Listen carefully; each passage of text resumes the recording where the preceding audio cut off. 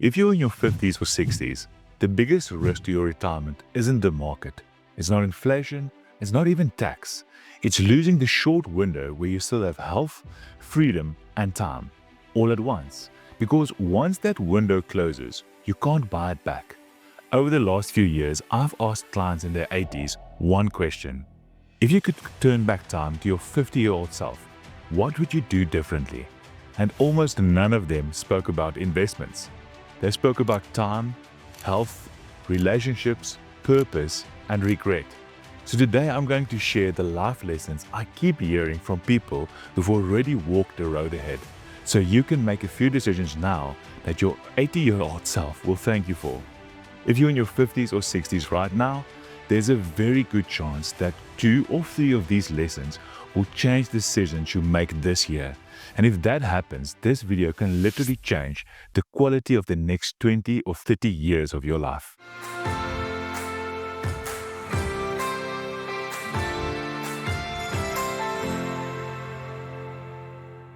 If we haven't met, I'm Hardy Swart, founder of Family Wealth Custodians, and I've spent nearly 2 decades working alongside South Africans as they approach retirement and live through it. And here's what becomes painfully clear when you sit across someone in their 80s. Retirement is not a money event, it's a life event. This is the one people get wrong most, because you can't fix it later. 80-year-olds rarely say, I wish I'd earned more. But many say, I wish I had protected my health earlier.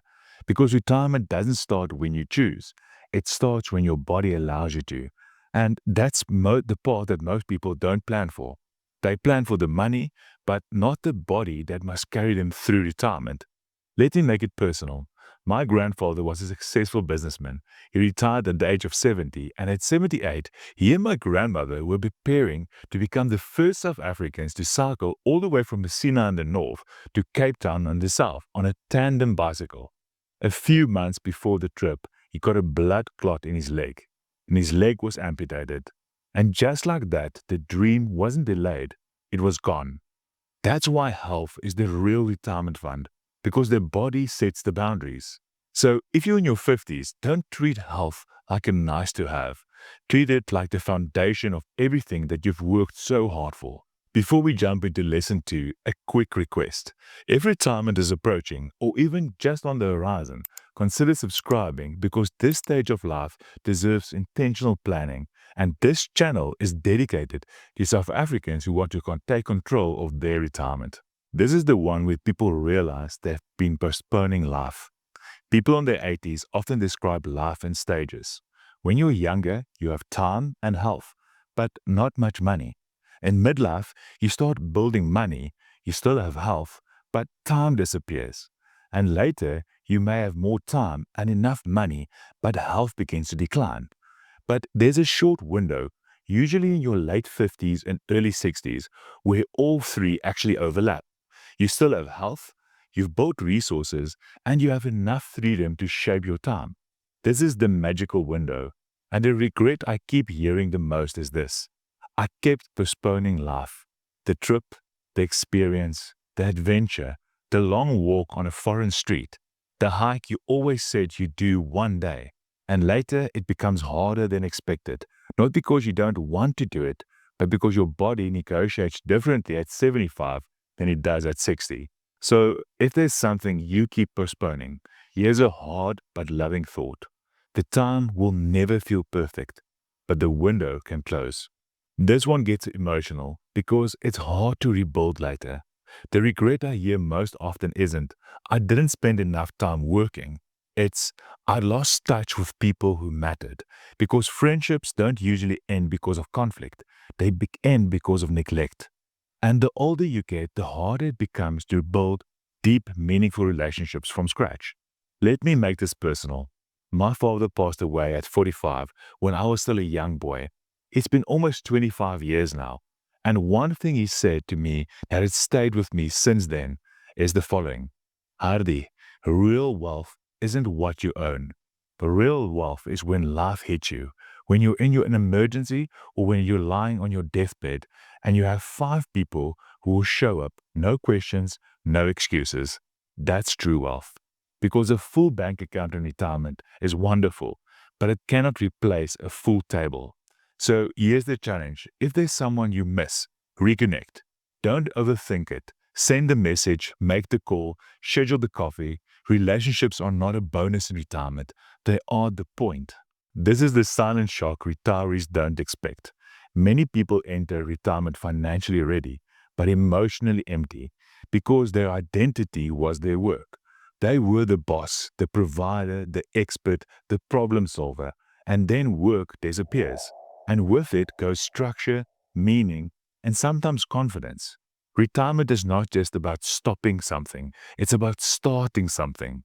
So, a powerful question to ask yourself in your 50s is, if work disappears tomorrow, what would pull you out of your bed with energy? Not responsibility, but with a sense of purpose. This one sounds simple, but it changes everything. Early in life, saying yes creates opportunity. Later in life, saying yes creates overload. 80-year-olds often say, I wish I protected my time more, because time becomes the sacred asset. Saying no is not as selfish, it's strategic. It's often the only way to protect the things you'll regret losing later: your health, your marriage, your peace, your family dinners, your friendships, and your weekends. Start treating your time like a budget, because that's exactly what it is. This one will save you money and save you peace. Many people spend money to signal success, but in hindsight, most expensive purchases are emotional purchases. A client once told me, the excitement lasted weeks, the cost lasted years. And I think that sentence is brutally accurate. Now, this doesn't mean you can't enjoy your money. You should, but it means you should know why you're spending, because there's a better way to spend. Spend money to reclaim time. Outsource what drains you. Simplify what stresses you. Buy back your hours, because later the only thing that you wish you had more of is time. If you have children, and especially grandchildren, this one will hit you. A wise man once told me, life is a circus, and we're all juggling balls. Some of these balls are rubber, and some of them are glass. And here's the danger. Most of us don't realize which is which until later, because some balls feel urgent, but they're actually rubber. If you drop them, they bounce, you catch them, and you keep on juggling. The deadline, the extra meeting, the work trip you can't miss. But the most important balls are the glass ones. And if you drop them, they don't bounce, they shatter. Your grandchild's school concert where they scan the crowd for you. That family dinner that quietly stops happening. Those small moments, bedtime, a walk, a proper conversation, that becomes the memories that you live on later. By 80, people realize something sobering. Their children remember time more than money, conversations more than assets, and moments more than structures. And your grandchildren won't remember your portfolio. They'll remember whether you were there, whether you listened, and whether you showed up.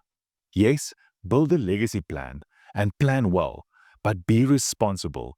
But never forget this: your presence is part of your legacy. This one feels practical, but it's actually freedom. Too many possessions become heavy later. Complexity becomes stress. Maintenance becomes an energy drain. Simplifying earlier creates freedom later. Freedom of movement, freedom of mind, and freedom to travel lighter in every sense of the word. And often the happiest retirees are not the ones with the most stuff, but the ones who have the least friction. This is one that's uncomfortable, but it prevents family chaos. No one enjoys talking about losing independence, health decline, or who makes decisions if you can't. But families who prepare early experience dignity later. Families who delay often experience panic later. And I want to say this gently. This isn't about fear. It's about love, it's about dignity, and it's about making sure your family doesn't have to guess what you would have wanted during the weakest time of your life. Let me make it personal. My father passed away with an outdated will. And it didn't just create admin, it created chaos. It caused unnecessary taxes, delays, confusions, and a lot of pain on top of grief. That experience taught me something I'll never forget. When your planning is unclear, your family pays the price, emotionally and financially. So please don't leave this as the one-day event. Keep your plan in place. A proper, updated will, the right executive structure, medical decision planning, and conversations with your family when you need to have it, early on, while things are still calm. Because planning is not pessimism, planning is actually care. Perhaps the biggest regret I hear is this: I could have lived more while I still could. Some people accumulate and then become too afraid to use what they've built.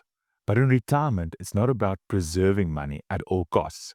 It's about actually enjoying the funds that you've built up over your lifetime and enjoying the fruits of your labor. A couple I worked with had more than enough money to retire well, but they were terrified of spending it, always waiting for that right moment. After a health scare, the husband said, "We were so scared of running out of money that we nearly ran out of life. We didn't become reckless, we became intentional. And that changed everything. Because the goal isn't to die with the most money and leave everything to your children. The goal is to live while you still can." If you're in your 50s or 60s, you're not late. You're at the exact moment where these lessons can still shape your future. Because growth doesn't come only from your own experience, it comes from reflecting and the experience of others and having the courage to change.